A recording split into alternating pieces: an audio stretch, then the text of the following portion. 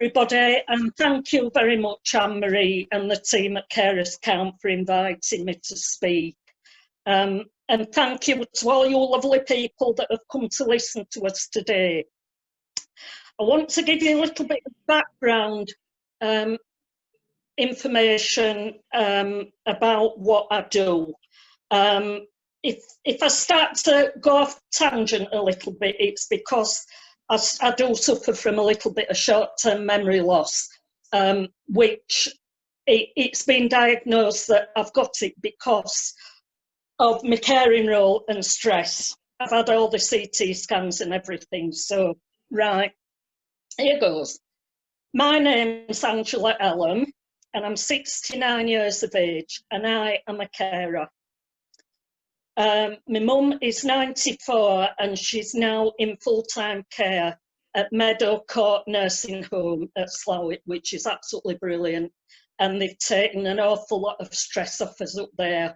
And they are willing to work with Carers Count and other agencies. And I do coordinate with them up there and pass information on when I go and see her. I've only seen her 3 times over the last, since March. But she's well looked after. My husband has, for the last 2 years, been undergoing tests, and we still haven't got to the bottom of his problems. But we've got a new GP in our surgery, and last time we went to see him, he sort of put his finger on it straight away. And we do think that he's got a neurological condition which sort of comes into the Parkinson's triangle. We just had a letter yesterday to say he's to go for a brain scan, but not well January. My oldest son is 44 years old and he's had a mental break. He had a mental breakdown 2 years ago. He's back living with us, and funnily enough, we were up, well, 4 o'clock this morning talking to him about his problem. When he's had a drink, he sort of comes out with everything. And lastly, our youngest son, he was born prematurely 38 years ago, and we've been caring for him ever since. The result is that he's got very complex mental health conditions. He has been in and out of hospital 16 times altogether. He's got conductive hearing loss, speech problems, and when he was at school he was going to speech therapy every week and clinics and you name it, we'd been there. His behaviour gradually got worse, and while he was at school, and nobody would listen. Anyway, eventually he was put under the child and adolescent unit at what was St Luke's then. And I think he was about 10 years old, 10 years old when he went. They did say that his behaviour was down to him having hearing and speech problems. His behaviour got worse over the years, which caused our family to practically break down. And because I don't like labels, but because we'd no label for Christopher, we were really up against a brick wall and nobody wanted to know. And we were at breaking point. With no diagnosis, and we were just fighting a losing battle. Eventually, after many years, from the child and adolescent unit, because he'd no label, they put him under Greenhead Resource Unit, and he saw a professor there. And within 5 minutes of talking to him, he gave him a diagnosis. And it was called intermittent explosive disorder, which runs alongside schizophrenia. Professor Reed put him on a drug called risperidone, for his anger issues, and it did work for a while. But then when he became stable, he was crossed off. So we were against a brick wall again. After a year of him being crossed off, his behaviour became unbearable again, and nobody would listen. He had an aversion to noise. We couldn't make any noise in the house. And I'm going to have to tell you this in order for you to understand what we went through. And I'm going to have to use a few unchoice words that our GP said to us. So you will have to excuse my language. At night, when we went to bed, my husband and myself had to take a bucket into the bedroom to use as a toilet. Because if we went to the toilet during the night, it would kick off. And it was awful. Numerous times we went to our GP to see if we could be referred somewhere. And on the last occasion, our GP just sat back in his chair and we were talking to him, and he said, if it's so bad, kick the bugger out, which we were absolutely heartbroken. Eventually, he was put under the mental health team and they were great. But then he started attacking me. He did £5,000 worth of damage in the house. Nobody would listen.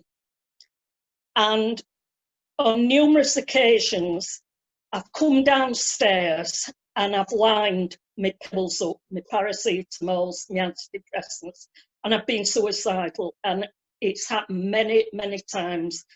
I haven't done it, and I'm here to tell the tale today. It was put under a health professional who used to come and take him out, and it got worse. And we were just... Anyway, eventually I rang the mental health team up and I said, look, if you don't come and section him and take him away from us, I'm going to commit suicide. And our family were really, my husband and myself were on the points of breaking up. Within a week, he was sectioned.